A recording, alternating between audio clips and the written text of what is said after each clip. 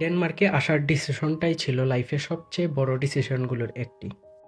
Hello, আমি পার্থ, কথা বলছি ডেনমার্ক থেকে। সিলেট থেকে ঢাকায় যাওয়ার ফ্লাইটটি ছিল সকাল 10টায়। তাই সকাল সকাল মা বাবা আত্মীয় স্বজন সবার আশীর্বাদ নিয়ে বেরিয়ে পড়লাম সিলেটের উদ্দেশ্যে। আগে বাসায় যেয়ে লাগেজ কালেক্ট করব, তারপর লাগেজগুলো নিয়ে ডিরেক্ট এয়ারপোর্টের উদ্দেশ্যে রওনা দিব।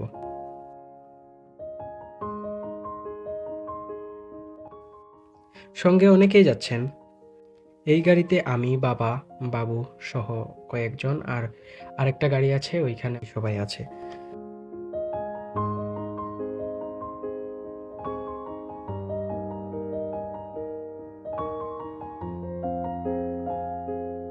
দেশে কবে ফিরবো তা জানি না, তাই সিলেটের এয়ারপোর্ট রোডের মনোমুগ্ধকর ভিউগুলো এনজয় করে করে যাচ্ছিলাম। এই সৌন্দর্য আবার যে কবে দেখবো তার তো কোনো ঠিক ঠিকানা নেই। যাই হোক, চলে আসলাম এয়ারপোর্টে। ফাইনালি এখন সবার থেকে বিদায় নিয়ে নিব।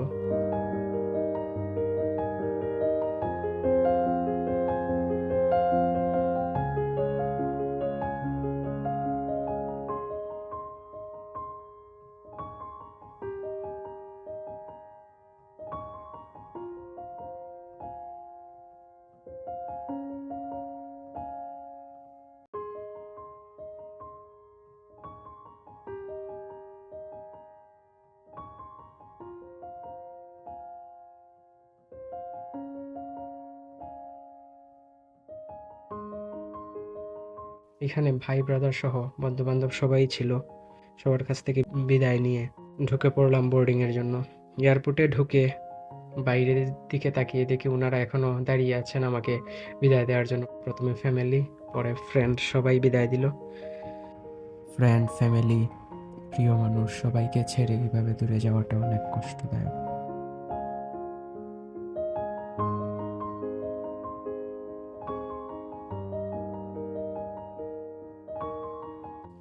তারপর এগিয়ে গেলাম বোর্ডিং এর জন্য। বোর্ডিং শেষে উঠে পড়লাম প্লেনে। এটাই আমার প্রথম আকাশে ওড়া।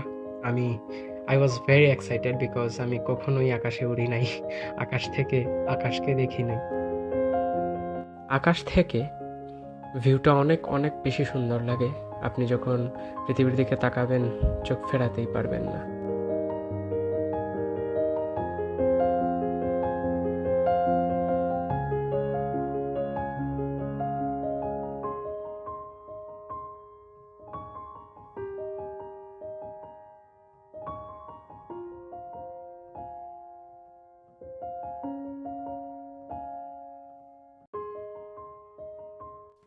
বাবার একটু হাইট ফোবিয়া থাকায় বাবার সাথে কথা বলে ওনাকে ডাইভার্ট করার ট্রাই করি আর ভিউ দেখতে থাকি। ঢাকা থেকে সিলেটের দূরত্ব এত বেশি না হওয়ায় 25-30 মিনিটের মধ্যেই সিলেট থেকে ঢাকায় চলে আসা যায়। এই তো পৌঁছে গেছি ঢাকায়। তো যাচ্ছি এখন লাগেজ কালেক্ট করতে। লাগেজ কালেক্ট করে আবার 5 ঘন্টা অপেক্ষা করতে হবে, কারণ আমার ফ্লাইট হচ্ছে সন্ধ্যা 7:40-এ ঢাকা থেকে কায়রোর উদ্দেশ্যে।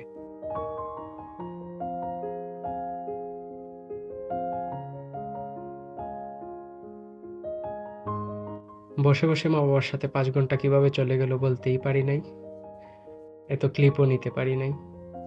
এই তো ওনাদের থেকে বিদায় নিয়ে সিকিউরিটি চেক পার করে বোর্ডিংয়ের লাইনের উদ্দেশ্যে যাব, তাই বিদায় নিলাম। বোর্ডিংয়ের লাইনে যাওয়ার আগে লাগেজগুলোকে পলি করিয়ে নিই। এই পলি করানোর উপকারিতা আমি আপনাদের পরে বলতেছি।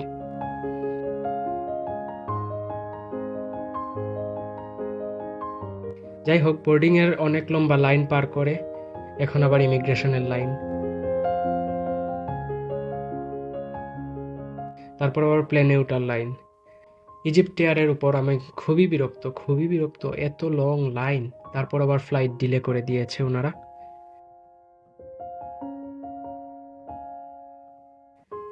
যাই হোক, অবশেষে 30-40 মিনিট ফ্লাইট ডিলে হওয়ার পর এখন উঠতেছি প্লেনে।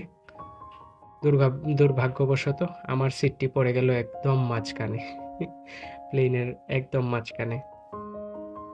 যদিও রাত্রি ছিল তাই একটু পরেই ঘুম চলে আসে চোখে।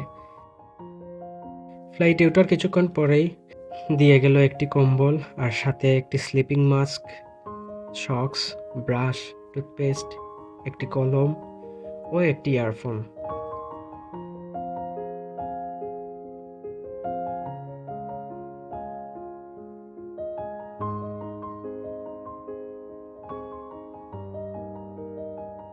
অনেক টায়ার্ড ছিলাম, সারাদিনের জার্নি তো, তাই প্লেনে বসেই ঘুম চলে আসে। একটু পর এয়ার হোস্টেস এসে পানি এবং খাবার সার্ভ করে গেল। সবাই আশা করি জানেন প্লেনের খাবার কেমন হয়, তাও এই খাবারটা আমার এখন পর্যন্ত টেস্ট করা সবচেয়ে ওর্স্ট খাবার আমার মনে হয়। খাবার খাওয়ার পরে চা খেয়ে আবার টেস্টটা ঠিক করলাম। যাই হোক, তারপর আবার একটু মুভি দেখে আবার ঘুমিয়ে পড়লাম। আসলে এই ফ্লাইটটা ঘুমের মধ্যেই চলে গেছে আর কি।